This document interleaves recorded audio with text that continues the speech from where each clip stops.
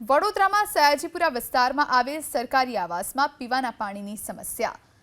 Maruti heights અને દેવ રેસિડેન્સીના સરકારી આવાસમાં લોકોને હાલાકીનો સામનો કરવો પડી રહ્યો છે। તેમનું કહેવું છે કે સવારે 10 થી 11 એક જ કલાક ધીમી ધારે પાણી આવે છે અને તે પણ ઓછા પ્રેશરથી, જેના કારણે પાણીના જગ ખરીદી કરવા પડે છે। તો કેટલાય દિવસથી તો પાણી પણ નથી તેવો પણ આરોપ લાગ્યો। તહેવારોના સમયે જ પીવાના પાણીની તંગીથી લોકોમાં ભારે આક્રોશ છે।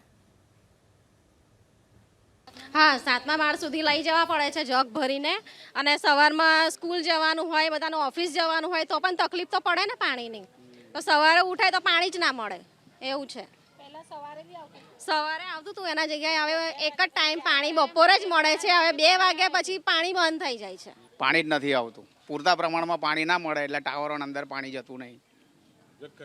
હા, જગ ખરીદવાના, નાવાના પાણી નહીં રહેતા તો પીવાનું તો બહારથી જ લાવવું પડે।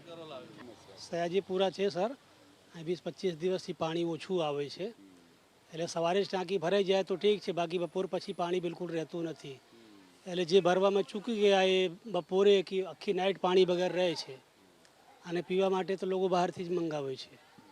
પૂરતું પાણીની ચોમાસામાં બી મગજમારી જ છે। ચોમાસામાં તમે જુઓ તો એકદમ પાણી ડોરું આવે, ઘરમાં બીમારીઓ થાય। હમણાંની તમે જુઓ તકલીફ, ઘરમાં પેટમાં દુખે કોઈને, ના સમસ્યાઓ રહે છે બધાને, ઘેરે ઘેર તકલીફ છે। દર ચોમાસામાં આ પ્રોબ્લેમ થાય છે। રોગચાળો તો હોય જ ને, એનાથી રોગચાળો થાય ને એમ। તો એક તરફ તહેવારોના દિવસો આવી રહ્યા છે ને બીજી તરફ આ દ્રશ્યો આપ જોઈ રહ્યા છો, પાણીની કેટલી તકલીફ છે એ આ દ્રશ્યો પરથી સ્પષ્ટ થઈ રહ્યું છે। 2 વાગ્યા પછી તો પાણી જ નથી આવતું, પીવાનું પાણી નથી આવતું, જેના કારણે લોકો પારાવાર મુશ્કેલીમાં છે।